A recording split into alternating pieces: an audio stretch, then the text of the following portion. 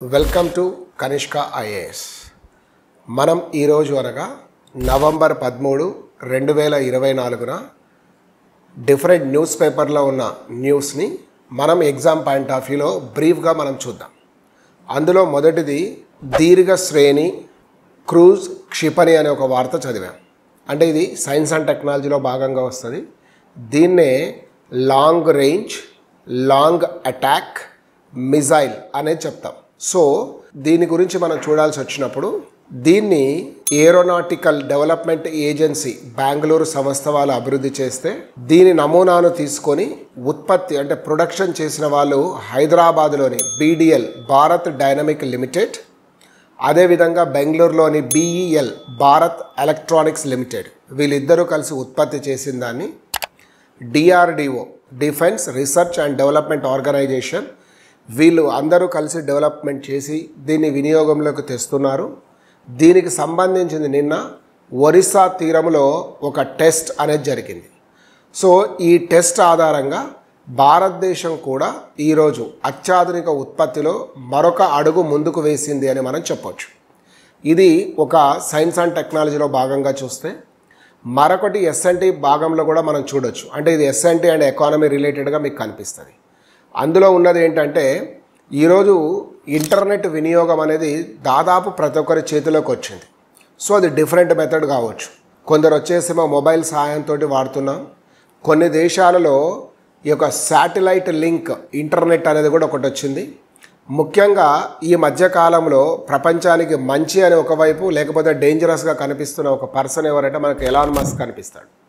ఒకవైపు ఏమైనా టెక్నాలజీని చాలా డెవలప్మెంట్ చేసి అడ్వాన్స్ స్టేజ్కి తీసుకెళ్తున్నాడంటే, మరొక వైపు చిప్పుల వంటివి తయారు చేసి బ్రెయిన్లో ఇంజెక్ట్ కనుక చేయగలిగితే, న్యూరో ఇంజెక్ట్ చేయగలిగితే దాని ఆధారంగా హ్యూమన్ బ్రెయిన్ కూడా కంట్రోల్ చేయొచ్చు అనేది ఒక ప్రమాదకర స్థితి కూడా కనిపిస్తుంది. సరే, ఆ విషయం అక్కడ పక్కకు పెడితే ఇలా ఎలాన్ మస్క్ స్టార్లింక్ అనే ఒక శాటిలైట్ త్రూ ఇంటర్నెట్ అనే ప్రోగ్రామ్ ఒకదాన్ని డెవలప్ చేయడం జరిగింది. స్టార్లింక్ అనేది ఒక ఆర్గనైజేషన్. ఇది చిన్న చిన్న ఉపగ్రహాలను ప్రయోగిస్తారు. భూమి నుండి 480 కిలోమీటర్ల లోపు ఉండే ఉపగ్రహాలను ప్రయోగించి నేరుగా మనకు ఎక్కడున్నా కూడా స్టార్లింక్ ద్వారా ఇంటర్నెట్ సౌకర్యం ఉండే విధంగా చూస్తుంది. ఇప్పటి వరకు అనేక దేశాలలో ఇది ఉన్నా భారతదేశంలో ఇది రావడానికి అడ్డుకుంటున్నది ఏంటంటే ఇండియన్ ట్రాయ్ లేదా టెలికాం రూల్స్ అండ్ రెగ్యులేషన్స్తో పాటు మనకు ఈ ఎకానమీ వయబిలిటీని కూడా చూసుకున్నాం.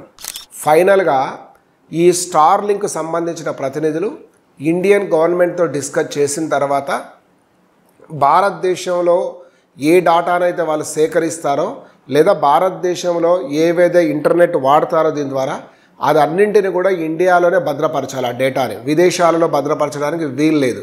ఆ ఒప్పందానికి ఒప్పుకున్న తర్వాత స్టార్లింక్ ద్వారా సేవలు అందే అవకాశం త్వరలోనే మనకు రాబోతుంది అన్నది చూస్తాం. తర్వాత మరొకటి ఎనర్జీ సమిట్ అనేది కూడా చూసాం. ఇది బెంగళూరులో జరిగింది.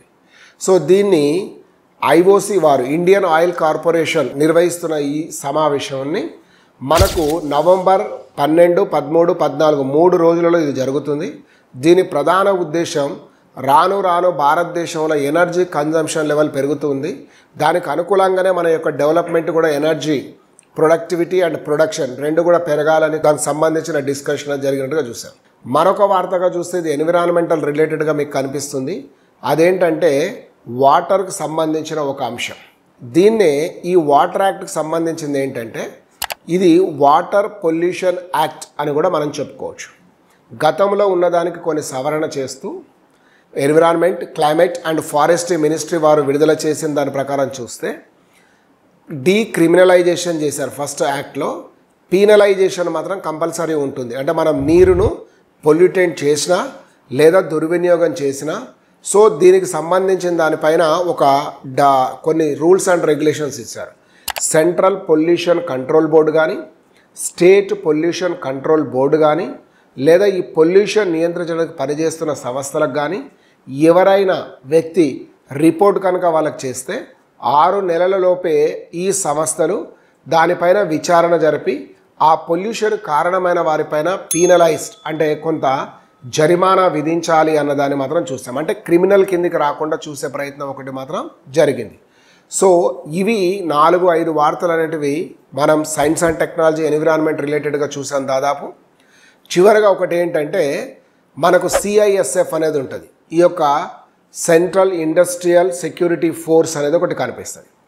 ఇప్పటి వరకు అనేక బెటాలియన్లు ఉన్నాయి. ముఖ్యంగా ఇది ఏ సెక్యూరిటీని చూస్తుంటే ఎయిర్పోర్ట్స్ కానీ లేకపోతే సీపోర్ట్స్ కానీ అదేవిధంగా సెంట్రల్ గవర్నమెంట్ ఆధీనంలో ఉండే పెద్ద పెద్ద ఇండస్ట్రీస్, ఎగ్జాంపుల్ DRDO కావచ్చు, HAL కావచ్చు, BHEL కావచ్చు, ఇలాంటివన్నీ కూడా జనరల్గా వాళ్ళ కంట్రోల్లో ఉంటాయి. సో ఆ రక్షణ సెక్యూరిటీ వాళ్ళు చూస్తున్న దానికి మొదటిసారిగా ఈ భారత హోమ్ శాఖ అంటే ఇండియన్ గవర్నమెంట్కి సంబంధించిన హోమ్ డిపార్ట్మెంట్ వాళ్ళు ఇష్యూ చేసిన దాని ప్రకారం త్వరలోనే ఒక మహిళా బెటాలియన్ను వీళ్ళు ఏర్పాటు చేయబోతున్నారు.